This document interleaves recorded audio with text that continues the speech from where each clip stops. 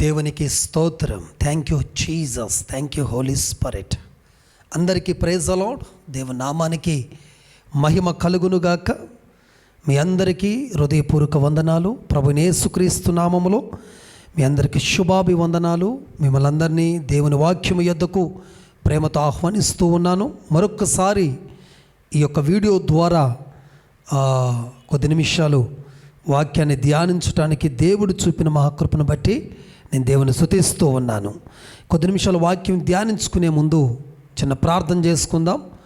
అందరూ కళ్ళు మూసుకుని నాతో పాటు ఏకీభవించండి.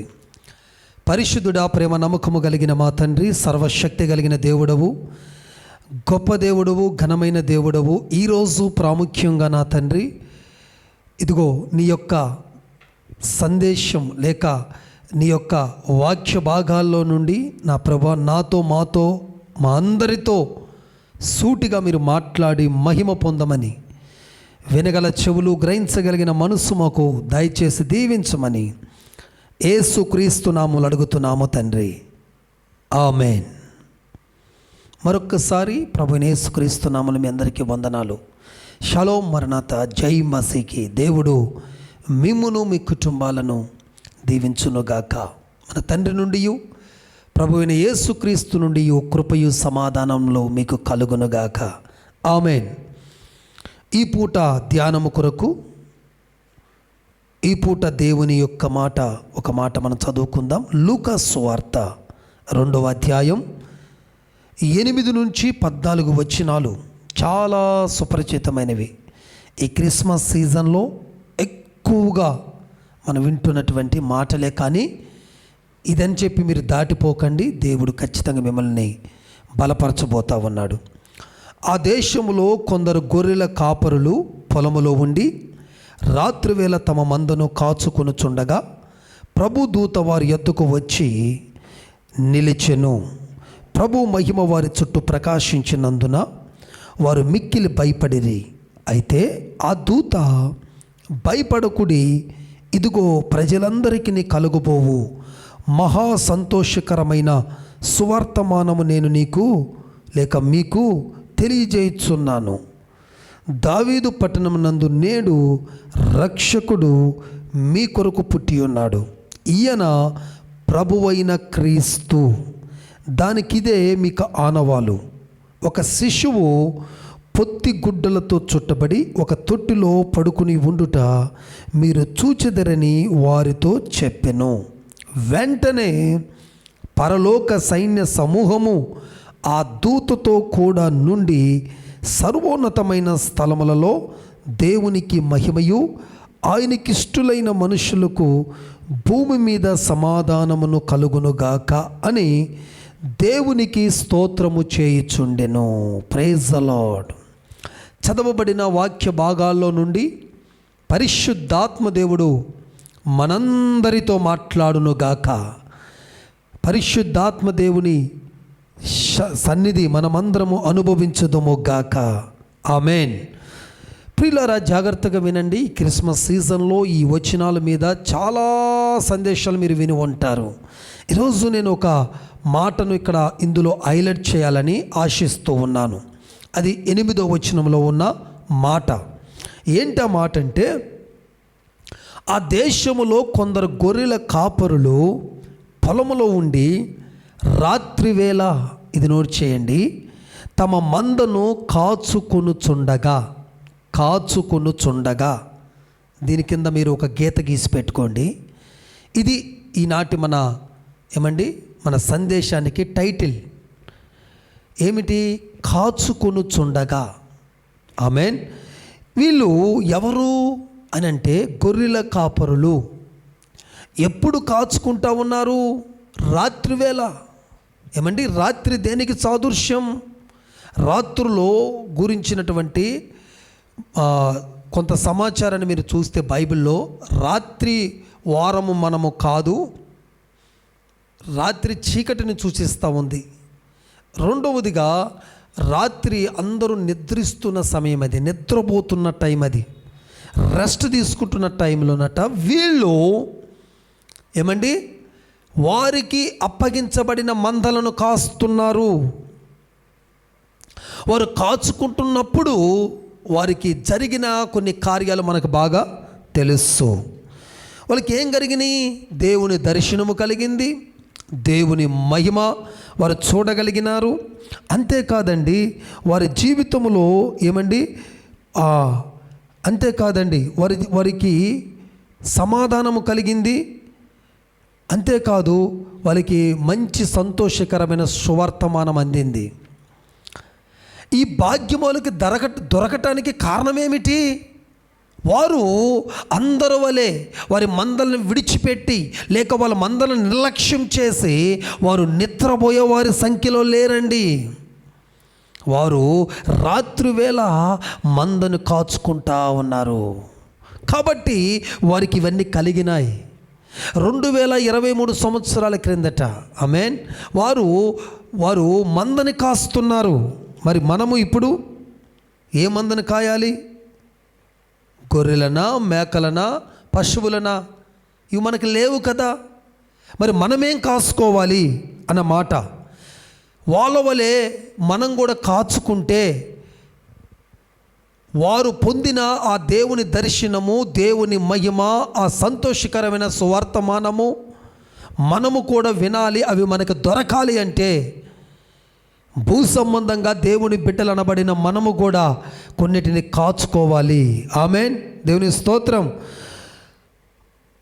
ఒక 5 లేక 6 విషయాలు మీతో పంచుకుంటాను. మనము ఏం కాసుకోవాలి కొంచెం కొంచెంగా వివరిస్తాను. మీరు చాలా సార్లు విన్న సందేశమే కానీ ఒక క్రొత్తగా ఉంటుందని భావిస్తూ ఉన్నాను. దేవుడు ఈ సందేశము ద్వారా ఏవి కాచుకోవాలో అవి నువ్వు కాచుకునేటట్లుగా దేవుడు చేసి, రెండవదిగా వారు కాచుకుంటున్నప్పుడు వారు ఏదైతే పొందుకున్నారో అవి నువ్వు పొందుకునేటట్లుగా దేవుడు చేసి, ఒక ఆత్మీయమైన క్రిస్మస్ దేవుడు జరుపుకునేటట్లుగా దేవుడు నిన్ను దీవించునుగాక. ఒక ప్రత్యేకమైన క్రిస్మస్ నీ జీవితంలో జరుగునుగాక. అద్భుతమైన క్రిస్మస్ నీ లైఫ్లో జరుగునుగాక. అలా జరిగేటట్లుగా దేవుడు దూత మన యొద్ద నిలవాలి అంటే మనము కాచుకోవాలి. ఆమేన్. ప్రియ దేవుని బిడ్డలారా, జాగ్రత్తగా ఈ మాటలు ఆలకించండి. ఈరోజు ఈ క్రిస్మస్ దినమున దేవుడు నీతోనే మాట్లాడుతున్నాడు. ఎందుకు తెలుసా? నేను కాచుకోవాల్సినవి కాచుకోక వాటి నుంచి దూరం అయిపోతా ఉన్నామని పరిశుద్ధాత్మ దేవుడు వేదన చెందుతున్నాడు, బాధపడుతున్నాడు. నిన్ను బట్టి, నన్ను బట్టి, మనందరిని బట్టి దేవుడు మాట్లాడుతుండగానే నీ లైఫ్లో ఏదో ఒక అద్భుతం చూడాలని దేవుడు ఆశపడుతూ ఉన్నాడు. నిర్జీవమైన నీ జీవితం ఉజ్జీవములోకి రావాలి. వ్యర్థముగా బ్రతుకుతున్న నీ జీవితము ఒక ఫలభరితమైన జీవితంగా మారాలి. వృధా అయిపోతున్న సమయము, టైం విలువను తెలుసుకుని సమయ పాలన పాటించేవాడిగా, సద్దునిగా పరుచుకునేవాడిగా నువ్వు మార్చబడాలి. అది జరగాలి అంటే ఇదిగో దేవుడు నిన్ను పిలుస్తున్నాడు. నీకు అప్పగించిన వాటిని కాచుకో, నీకు అప్పగించిన వాటిని నిర్లక్ష్యపరచగాకని ప్రభు హెచ్చరిస్తూ ఉన్నాడు. దేవునికి స్తోత్రం. హల్లెలూయా, ప్రైజ్ ది లార్డ్. ఇక్కడ నేను నోట్ చేసి చెప్పాలనుకున్న విషయాలు ఏంటంటే ఒకటిగా మీకు వివరిస్తాను. ఒకటి, మనము ఏవేవి కాచుకోవాలి, కాచుకుంటే వచ్చే కార్యాలు లేక కాచుకోవటము ద్వారా కలిగే ఆశీర్వాదాలు చెప్పి ఈ సందేశాన్ని నేను ముగిస్తాను. చాలా కొంచెం కొంచెంగానే వివరిస్తాను. అంత డీప్లోకి బ్రీఫ్ ఎక్స్ప్లెనేషన్లోకి నేను వెళ్ళలేము. ఎందుకంటే ఇది వివరించుకుంటా పోతే చాలా పెద్ద సందేశం అవుతుంది. కానీ ప్రభు పరిశుద్ధాత్మదేవుడు నాకు ప్రేరేపించినటువంటి కోణంలో మీకు వివరిస్తాను. ఒకటి, రాజుల 2వ గ్రంథం 11వ అధ్యాయం 18వ వాక్కు లేక వచనాన్ని మీరు నోట్ చేయండి. ఇక్కడ ఏం రాయబడి ఉంటుందంటే దేవుడి మందిరమును కాచుకోవాలి.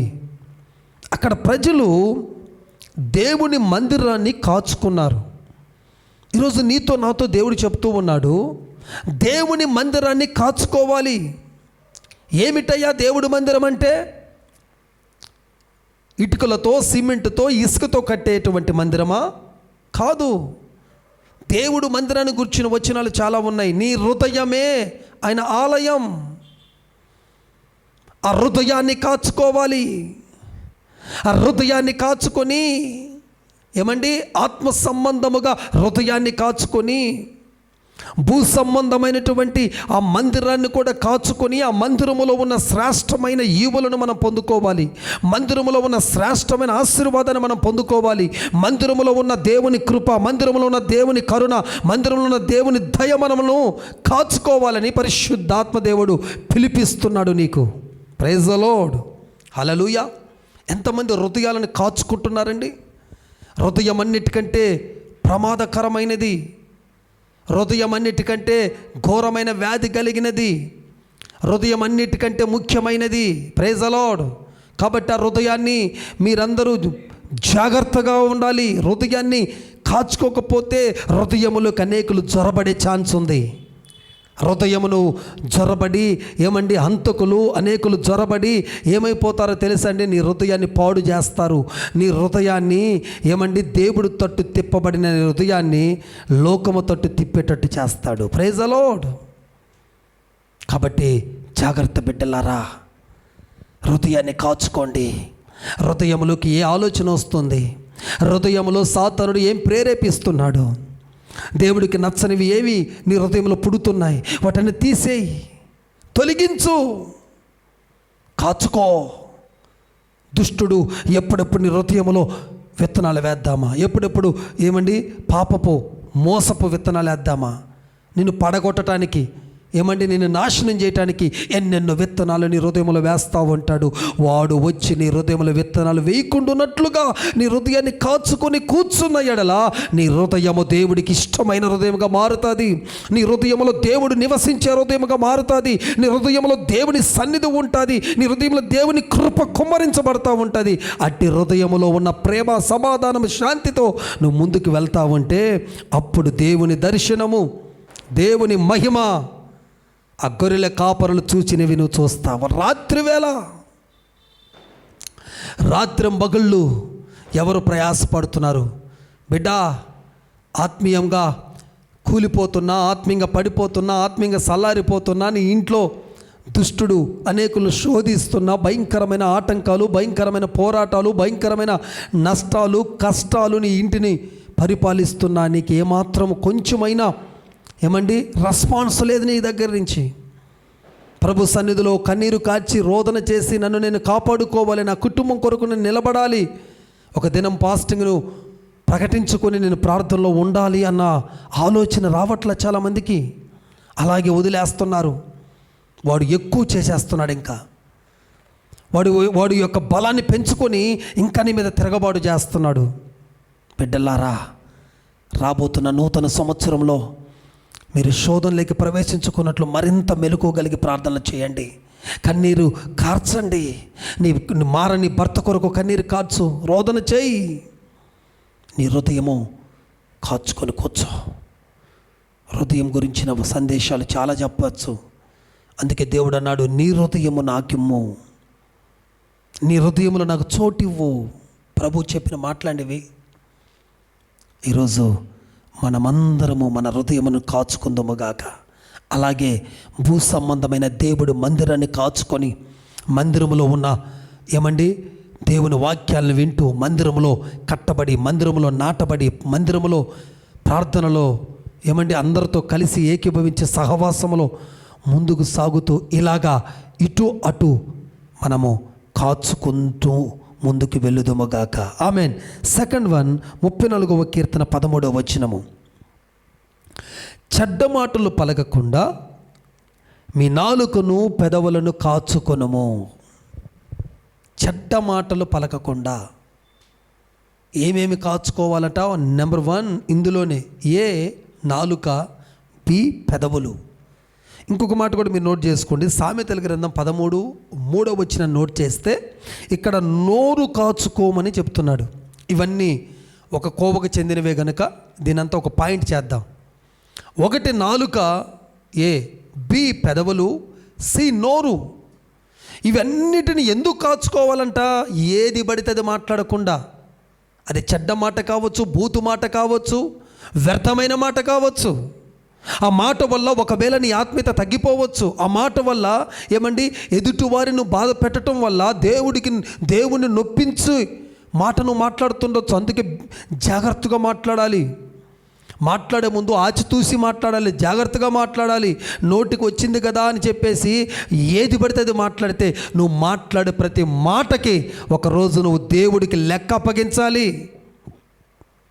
అందుకే నువ్వు కాచుకో, నాలుకని కంట్రోల్లో పెట్టుకో, పెదవులని కంట్రోల్లో పెట్టుకో, నోరుని కంట్రోల్లో పెట్టుకో. ఇప్పుడు నువ్వు కాచుకుంటేనే ఆ గొర్రెల కాపరులు పొందినటువంటి ఆ దర్శనమును, ఆ మహిమ తేజస్సుతో నిండిన ప్రకాశవంతమైన వెలుగును, ఆ శుభవర్తమానమును నువ్వు చూడగలుగుతావు, పొందుకోగలుగుతావు. లేదంటే నువ్వు ఎప్పటికీ ఆ మహిమను చూడలేకపోతా ఉన్నావు. దేవుని నమ్మితే ఏముందండి, దేవుని మహిమను కదా మనం చూడాల్సింది. ఆదివారం దేవుడి మందిరానికి ఎందుకు రావాలో తెలుసా? మనము దేవుడి మహిమను చూడటానికి.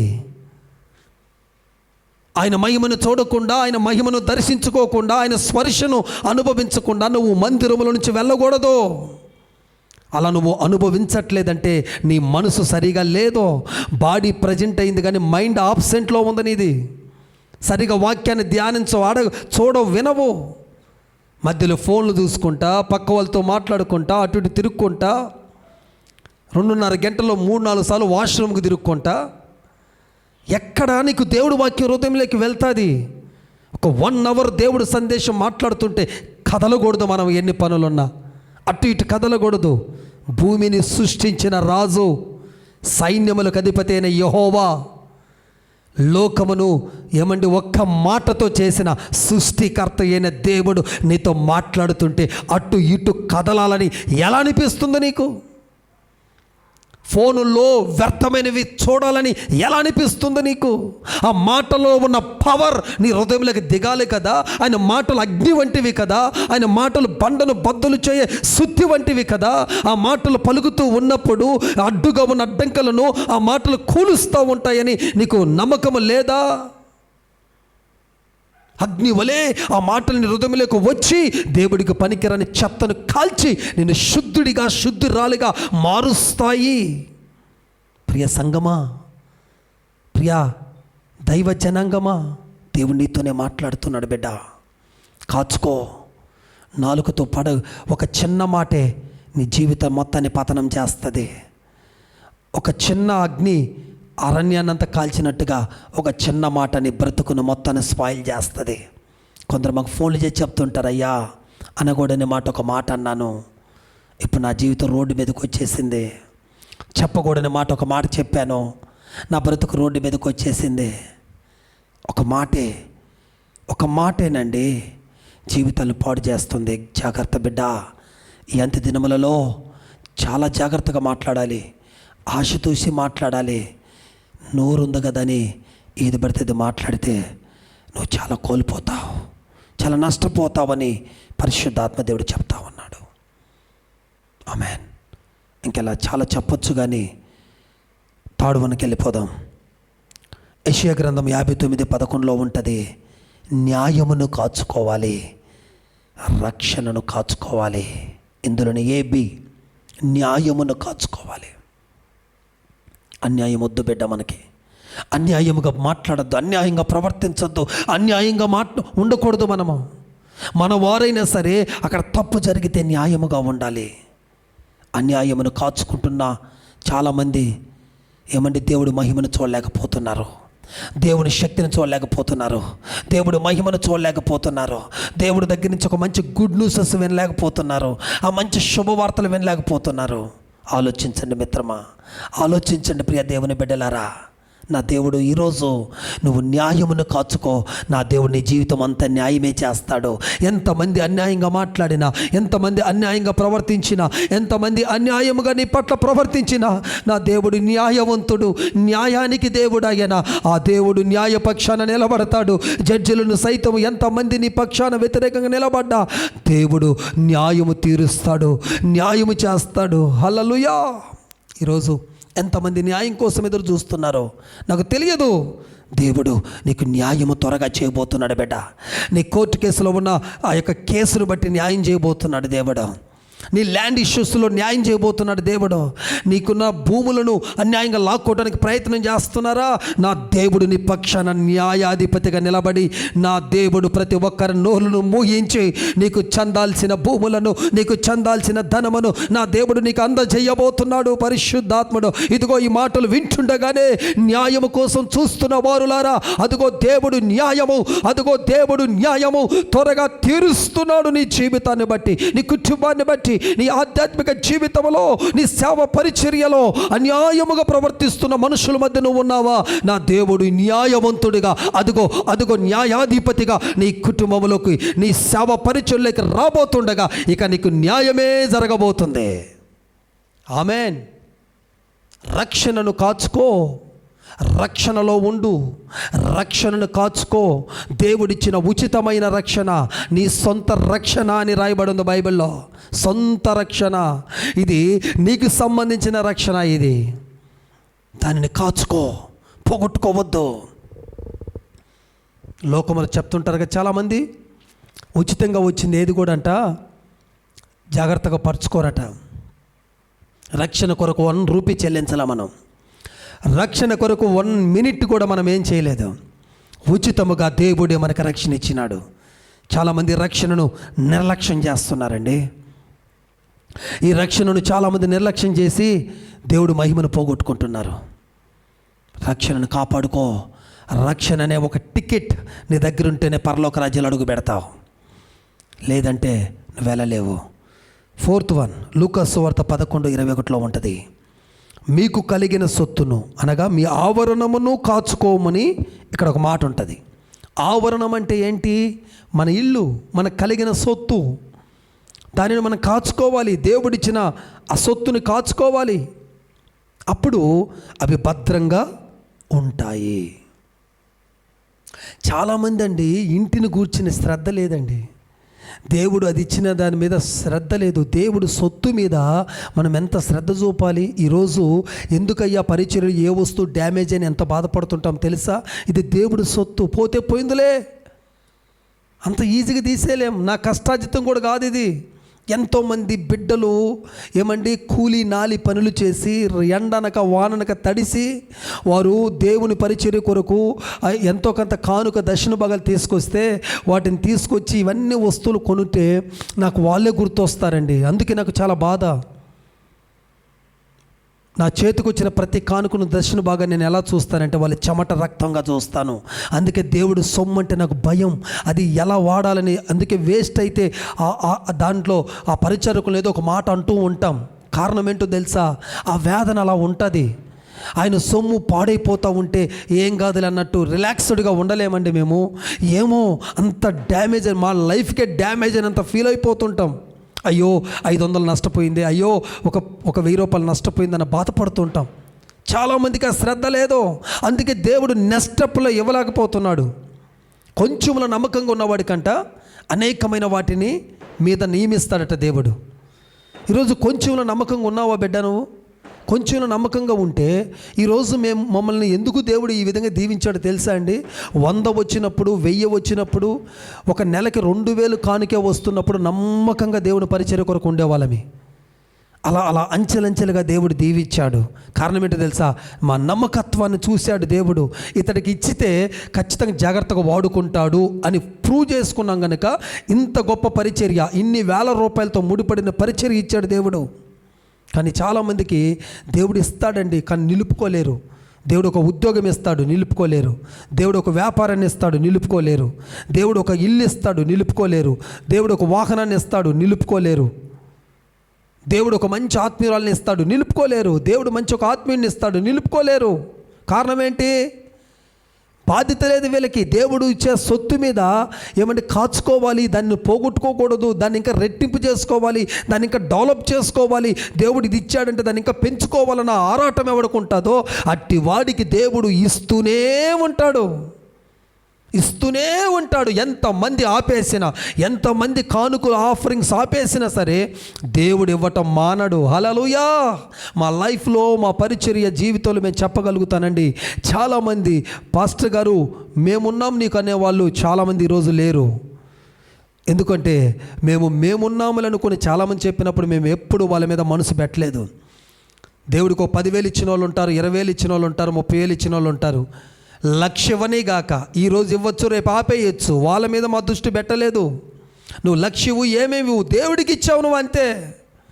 ఈ ధ్యానంలో ఈ నడిపింపులో మేము వెళ్ళాం కనుక వాళ్ళైనా ఆగిపోయారేమో, కానీ మేము దేవుడి మీద పెట్టుకున్న నమ్మకాన్ని పరిచర్య పెరిగే కొద్దండి దేవుడు మాత్రం ఇవ్వటం మానలేదు. చాలామంది ఇతడికి ఏముందలే, ఇన్ని కొంటున్నాడు, ఇన్ని ఫంక్షన్లు మెయింటైన్ చేస్తున్నాడంటే ఇతనికి ఎక్కడి నుంచో వస్తున్నాయి, ఇతనికి నేను ఇస్తే ఎంత, ఇవ్వకపోతే ఎంత అని ఆపేశారండి. ఆపేశారు చాలామంది ఇవ్వటం మానేశారు. కానీ దేవుడు మాత్రం ఇవ్వటం మానలేదు. అందుకే నేను ఏం చెప్తానంటే, ఆయన సొత్తును కాపాడే ఆశ భారం మనకున్నప్పుడు దేవుడు తప్పకుండా మన అవసరాలు తీరుస్తాడు.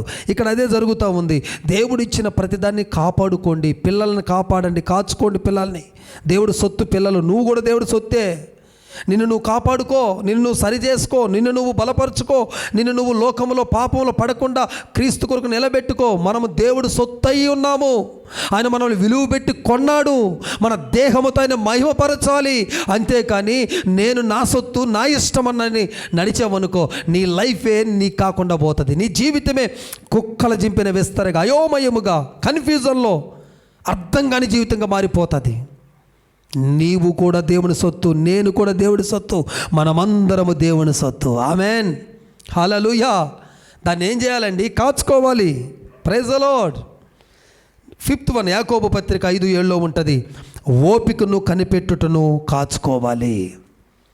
ఓపికగా ఉండాలండి, ఓపికగా ఉండాలి, ఓర్పు కలిగి ఉండాలి. ఎంతమంది ఉన్నారండి ఓర్పుతో? ఉందా నీకు ఓర్పు? ఓపిక ఉందా? దేవుడు చేసిన ప్రార్థనకు ఆన్సర్ వచ్చే దాకా వెయిట్ చేసే ఓపిక ఉందా నీకు? దేవుడు నీకు ఇచ్చిన వాగ్దానం నెరవేరేంత వరకు ఓపిక ఉందా? నెరవేరే వరకు ఓపికతో ఉండగలుగుతున్నావా? ఆవేశపడిపోయి, తొందరపడిపోయి, దేవుడు చేయట్లేదని సనిగేసి, గొనిగేసి, మందిరానికి మానేసి, దేవుని పక్కకు పెట్టేసే ఒక బలమైన అంటే తొందరపాటు నిర్ణయాలు తీసుకుంటున్నావా? ఓపిక ఉండాలండి, కనిపెట్టాలి. దేవుడు తప్పనిసరిగా చేస్తాడు. మాట ఇచ్చిన దేవుడు నమ్మదగిన వాడు. ఆయన మాట తప్పడు బిడ్డలారా.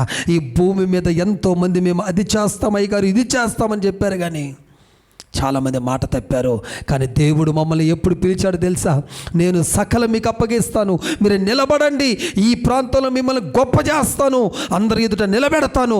4,000 రూపాయలు రెంట కట్టుకోలేనటువంటి మమ్మలను ఈరోజు దరిదాపు 1,00,000కు పైగా రెంటలు కట్టి ముందుకు పరిచయం నడిపించే వ్యక్తులుగా దేవుడు మార్చాడు. ఏ ప్రజల ఎదుట నేను అవమానించబడ్డాను, ఏ ప్రజలు చూసి నన్ను నవ్వుకున్నారో అదే ప్రజల ఎదుట, అదే ప్రాంతంలో దేవుడు నన్ను గొప్ప చేయటం మొదలుపెట్టినాడు, ఘనపరచటం మొదలుపెట్టినాడు.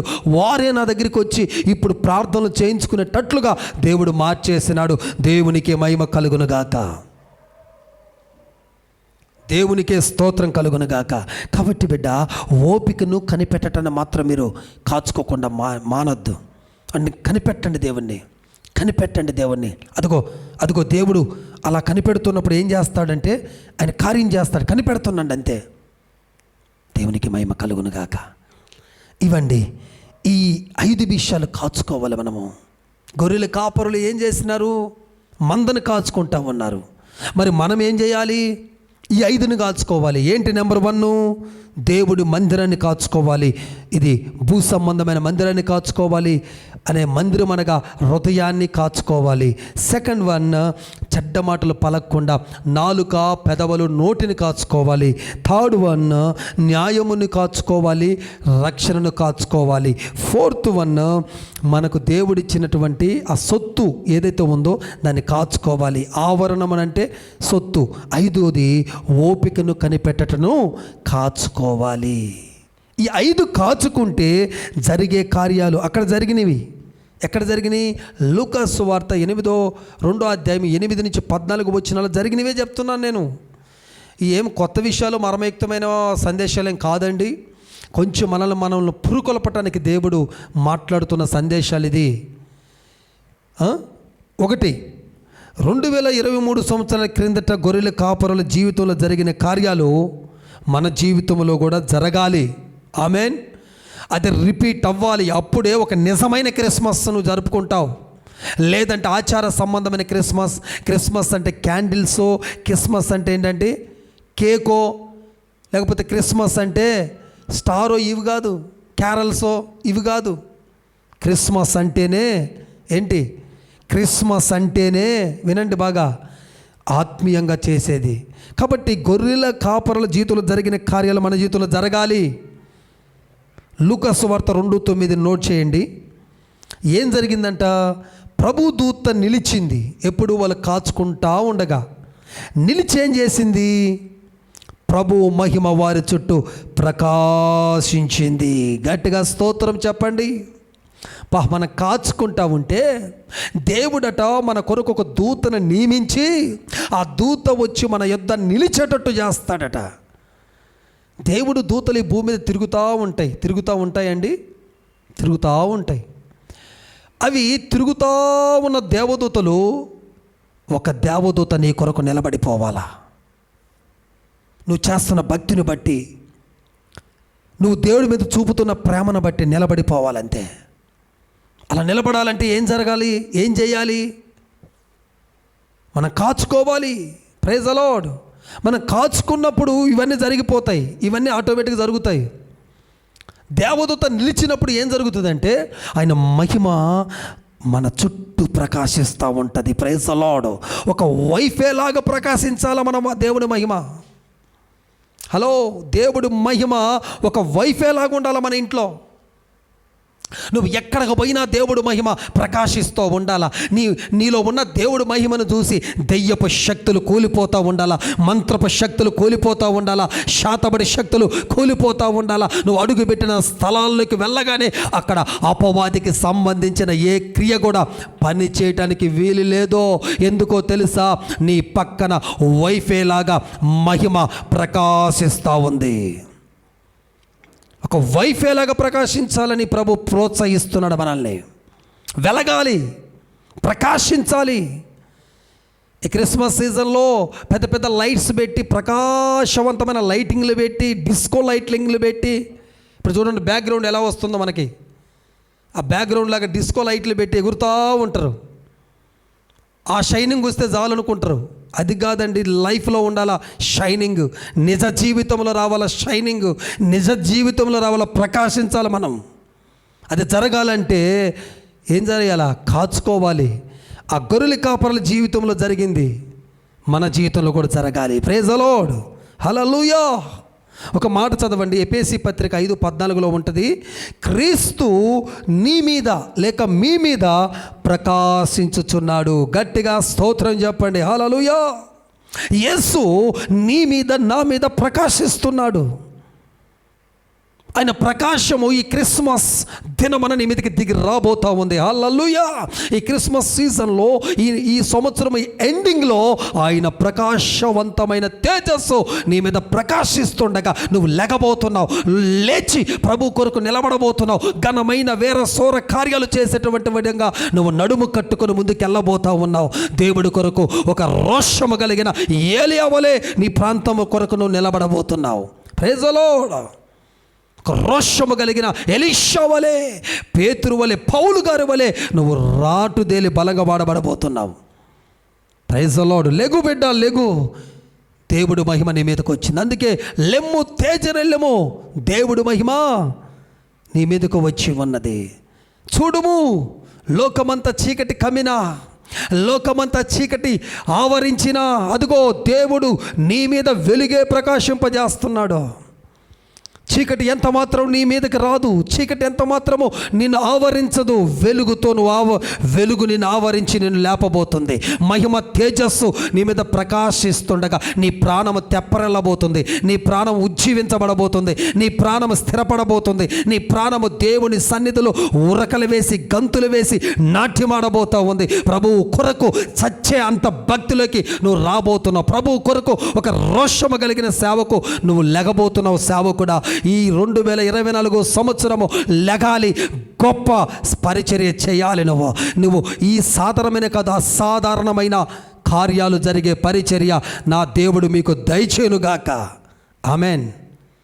అంతేకాదండి, ద్వితీయోపదేశకాండం 33:2 ఉంటుంది, ఆయన పారాను కొండ మీద నుంచి ప్రకాశిస్తూ ఉన్నాడు. కీర్తన 52 ఉంటుంది, 50వ కీర్తన 2 ఉంటుంది, సియోనులో నుండి ఆయన ప్రకాశిస్తున్నాడు.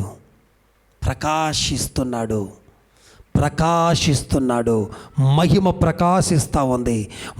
ప్రకాశిస్తూ ఉంది.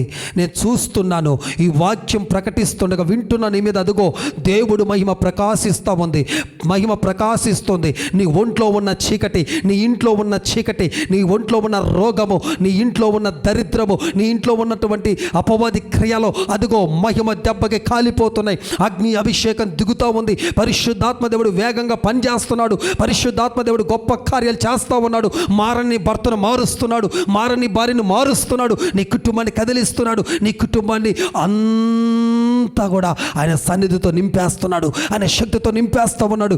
ఇప్పుడే జరుగుతూ ఉంది ఈ కార్యము. ఓ విశ్వసించిన వారు అనుభవించండి, ఆనందించండి. వాహ్, ఆత్మగాలి, ఆత్మశక్తిని చూస్తూ ఉన్నాను. దేవుని బలమైన ఆత్మశక్తిని చూస్తున్నాను. అనేకులను తట్టటము, అనేకులను లేపటము, అనేకులను బలపరచటము, అనేకులను ఉజ్జీవపరచటము నేను చూస్తున్నాను. లిటరల్లీ అబ్బబ్బా రిషద రసక. ఓ థ్యాంక్ యూ పరిశుద్ధ ఆత్మ దేవ, నీకు స్తోత్రమయ్యా. 2024కి దైవిక రోషము కలిగిన సేవకులు లెగాలి నాయన. మహిమను చూపాలయ్యా, నీ మహిమను చూపాలయ్యా. ఇంక్లూడింగ్ నాతో సహా నేను ఎక్కడ అడుగు పెట్టినా నీ మహిమను చూపేవాడిగా నన్ను మార్చుము యేసు. ఇప్పుడే ప్రభువా మునుపటి మహిమ కంటే కడవరి మహిమ అత్యధికముగా ఉండేటట్లుగా నన్ను మార్చుము రీ బాబా. ఓ థ్యాంక్ యూ లార్డ్. ఓ రాజ్యానికి స్తోత్రమయ్యా. నీ సేవ రాజ్యం కొరకు, నీ రాజ్య వ్యాప్తి కొరకు నన్ను బలపరచు. Thank you lord. ప్రభు మహిమ ప్రకాశిస్తూ ఉంది. Wow, thank you lord. హోరి బాలారా షబాతు రికా సక అల్లకతో రసి కందుర్ హోల్ల రబా. హృదయములో అదుగో ప్రభు కొరకు అనేకులు తీర్మానాలు తీసుకుంటున్నారు. యేసయ్య కొరకు నేను ఉండాలి, ప్రాణం పోయినా పర్లేదు, యేసయ్య కొరకు నేను ఉండాలి, నిలబడాలని. అదుగో ఒక్కొక్కరు ఒక నెహెమ్యా వలె ప్రాకారాలను కట్టడానికి ముందుకు రాబోతున్నారు. అదిగో ఒక పౌలు వలె సంఘాలు నిర్మించి అనేకులను రక్షణలకు తీసుకురావడానికి నడుం కట్టుకుంటున్నారు. ఒక పేతురు వలె భూమిని తలకిందులు చేసే కార్యాలు చేసేవారిగా ముందుకు వస్తున్నారు. ఓ థ్యాంక్ యూ జీసస్. ఒక్కొక్కరు నాయన అయ్యా తండ్రి, సేవకుల సంఖ్య పెరగాల. భారము కలిగిన సేవకులు, నీ పంటను కోసే సేవకులు, సాతానుడు యొక్క కోటలు, వాడి కోట గుమ్మములను రబా షబా వాడి రాజ్యాన్ని కూల్చివేసే శక్తి కలిగిన సేవకులు, అభిషక్తులు లెగాలి ప్రభా, ప్రవక్తలు లెగాలి ప్రభా. ఓ థ్యాంక్ యూ జీసస్. హల్లెలూయా. ప్రవక్తలు లెగాలయ్యా, ప్రవచించే ప్రవక్తలు లెగాలయ్యా, ప్రవచించే బిడ్డలు లెగాల. యవ్వనస్తులు పట్టబడాలా, యవ్వనస్తులు ఓ లక్షలాది మంది సేవకులు లెగాలయ్యా. ప్రాంతానికి ఒక ప్రవక్త, ఊరికి ఒక ప్రవక్త లెగాలి యేసు నామములో. ఆమెన్. సెకండ్ వన్, 10వ వచనాన్ని మీరు చూడండి. ఒక సంతోషకరమైన సువార్తమానము తెలియజేయబడింది. వావ్, వీళ్ళకి ఏం జరిగింది? రెండోది సంతోషకరమైన సువార్తమానం, మంచి వార్త విన్నారు వీళ్ళు. కాచుకుంటున్న ఏ ఒక్కరైనా మంచి వార్త వింటారు. గుడ్ న్యూస్ ఉంది, బ్యాడ్ న్యూస్ ఉంది. గుడ్ న్యూస్ అంటే మంచి వార్త, బ్యాడ్ న్యూస్ అంటే చెడ్డ వార్త. నువ్వే వార్త వింటున్నావు? ఏ వార్త నీ చెవులో పడుతుంది? నువ్వేమో మంచి వార్త వినాలనుకుంటావు, కానీ నీకు వినపడుతుంది చెడ్డ వార్త. ఏ మనుషుడండి చెడ్డ వార్త వినాలని ఎవరు అనుకుంటారండి? ఈ రోజుల్లో చాలామంది బ్యాడ్ న్యూసెస్ ఎక్కువ వినాల్సి వస్తూ ఉంది. ఎందుకు? కాచుకుంటున్న వారికట బ్యాడ్ న్యూస్ వినిపిడట దేవుడు. మంచి గుడ్ న్యూసెస్, నువ్వు దేని కొరకు ఎదురు చూస్తున్నావో దాని గురించిన గుడ్ న్యూస్ వింటావు. నువ్వు దేని కొరకు ఆశిస్తున్నావో దాని గురించినటువంటి గుడ్ న్యూస్ వింటావు. అంటే గుడ్ న్యూసెస్ నువ్వు వినటానికి దేవుడు నిన్ను బలపరుస్తాడు. ప్రైజ్ ది లార్డ్, హల్లెలూయా. ఈరోజు ప్రియ దేవుని బిడ్డలారా, అట్టి సంతోషాన్ని ఇచ్చే ఒక మంచి గుడ్ న్యూస్ మీరు వింటారు, వినబోతున్నారు. కాచుకో, దేవుని సన్నిధిని కాచుకో, దేవుని కృపను కాచుకో, దేవుని యొక్క ఆయన యొక్క మాటను కాచుకో, ఆయన వాక్యాన్ని కాచుకో, ఆయన వాక్యాన్ని చదువు, ఆయన సన్నిధిలో ప్రార్థించక మానకు, మంచి వార్త వింటాం. ఆమేన్. ఈరోజు ఈ మాటలు వింటున్న మీ అందరూ మంచి మంచి వార్తలు విందురుగాక. ఏ వార్త కొరకు ఎదురు చూస్తున్నావో, ఒకవేళ వివాహం గురించిన ఒక వార్త కోసం వెయిట్ చేస్తున్నావా, అదిగో వివాహానికి సంబంధించిన గుడ్ న్యూస్ వినబోతున్నావు. సంతానం లేక బాధపడుతూ ఉన్నావా, సంతానాన్ని గురించిన ఒక గుడ్ న్యూస్ వినబోతున్నావు. ఉద్యోగం కోసం ఎదురు చూస్తున్నావు, అదిగో నీ జాబును గురించిన ఒక గుడ్ న్యూస్ను వినబోతున్నావు. పరిచర్య కొరకు ఎదురు చూస్తున్నావు, అదిగో పరిచర్య కొరకైనా ఒక దర్శనముతో కూడిన ఒక పిలుపుతో కూడిన శుభవర్తమానాన్ని నువ్వు వినబోతున్నావు. అదిగో దేవుడు పేరు పెట్టి పిలిచి తన పనిలో నేను వాడుకోబోతామన్నాడు. Praise the lord. హల్లెలూయా. దేవుడు మంచి వార్తకే కర్త కానీ చెడ్డ వార్తకు కాదు. మనకి మంచి వార్తలే మనం ఇక నుంచి విందుముగాక. చెడు వార్తలు, దుర్వార్తలు మనకు దూరమవునుగాక. మంచి వార్తలతో మనం తృప్తి చెందుదుముగాక. ఆ గుడ్ న్యూస్ విన్నప్పుడు మరింత ఉత్సాహంగా పనిచేస్తాం మనం. ఈరోజు ఎందుకు చాలామంది నిరుత్సాహమైపోతున్నారంటే ఈ బ్యాడ్ న్యూస్ వల్ల. మన మీద బ్యాడ్ ప్రచారం చేయడం అది వేరే టాపిక్, చేయనియండి. కానీ మనం కనుక దేవుడు కరెక్ట్గా ఉంటే ప్రతి బ్యాడ్ న్యూస్ను గుడ్ న్యూస్గా మార్చేస్తాడు దేవుడు. ప్రతి చెడ్డ వార్తను మంచి వార్తగా మార్చేస్తాడు దేవుడు. మనం కరెక్ట్గా ఉండాలా, మనం సరిగ్గా ఉండాలా.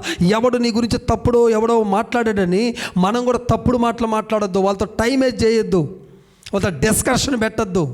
మన పని మనం చేసుకుంటూ దేవుడి మీద ఆధారపడి ముందుకెళ్తే ఒకరోజు ఎక్కడ చెడ్డ వార్త పుట్టిందో అక్కడే మంచి వార్త పుట్టిస్తాడు. Praise the lord. Third one 2:11 ఏముంది? మీ కొరకు రక్షకుడు పుట్టి ఉన్నాడు అని తెలపబడద్ది నీకు. అంటే ఒక రక్షకుడు ఉన్నాడు నీ కొరకు.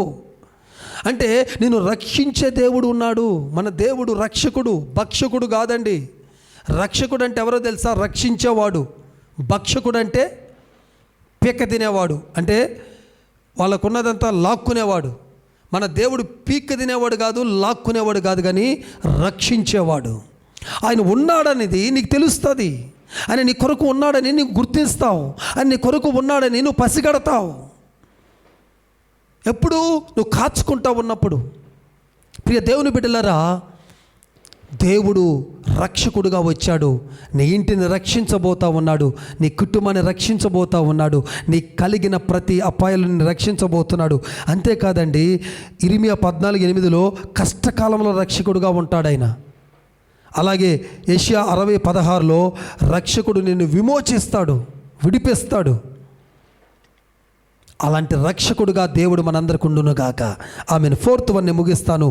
2:12 ఇదే దాంట్లో 2:12 ఇక్కడ ఏముందంటే, మీరు చూచెదరు. ఏం చూస్తారు? ఏం చూస్తారండి అంటే, ఇప్పుడు దాకా మేము చూడలేదా?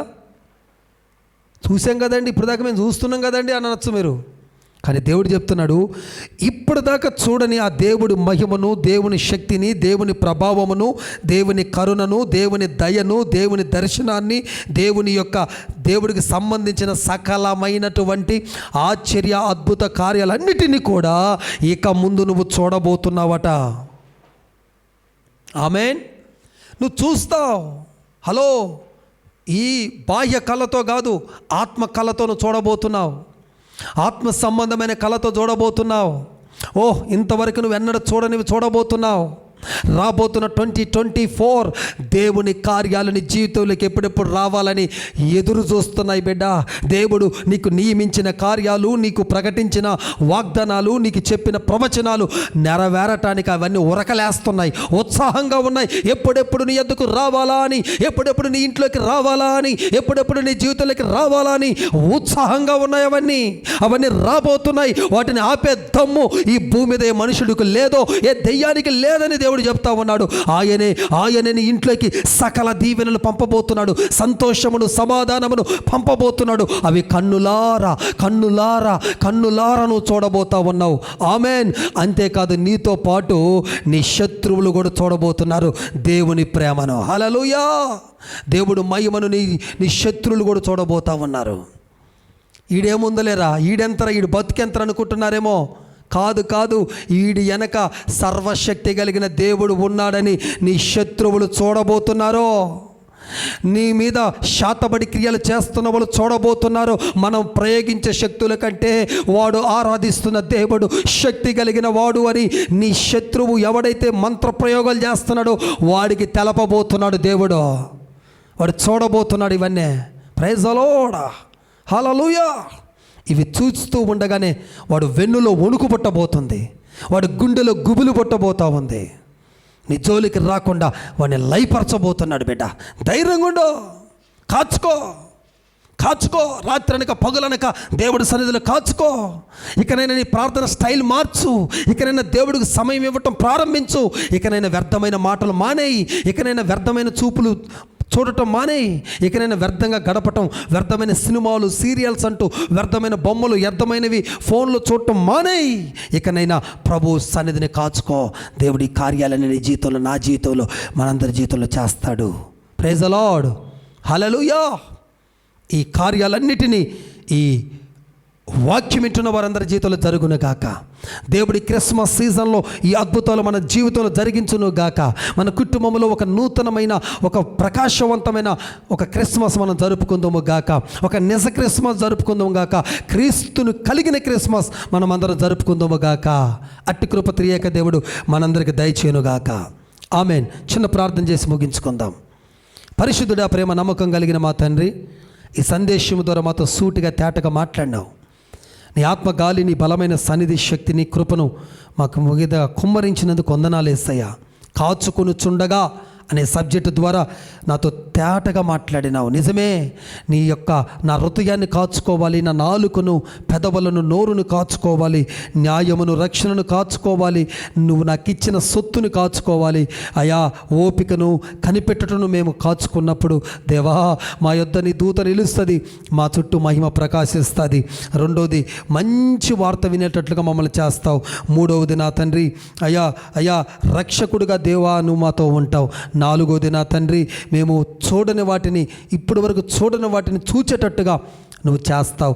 ఈ కార్యాలన్నీ వీడియో చూస్తున్నా, ఈ వాక్యం వింటున్నా, అలాగే ఇక్కడ ఏకీభవించి వచ్చిన ప్రతి ఒక్కరికి ఈ ఆదివారపు రెండో ఆరాధనలో ప్రతి ఒక్కరిని ఈ వాక్యం ద్వారా దర్శించినందుకు, బలపరిచినందుకు, ఇంక్లూడింగ్ నాతో సహా ఈ వాక్యం ద్వారా మాట్లాడి మమ్మల్ని పురికొల్పినందుకు నీకే సమస్త మహిమ, ఘనత, ప్రభావాలు తెచ్చుకోమని, ఈ వాక్యం ద్వారా మా అందరి జీవితంలో పెనుమార్పులు జరిగించి మా జీవితంలో గొప్ప మార్పులు కలిగించమని యేసు క్రీస్తు శక్తి కలిగిన శ్రేష్టమైన నామములో అడిగి వేడుకొనుచున్నాను మా తండ్రి. Amen, amen, amen. May God bless you. దేవుడు మీ అందరినీ దీవించి ఆశీర్వదించును గాక. అందరికీ వందనాలు.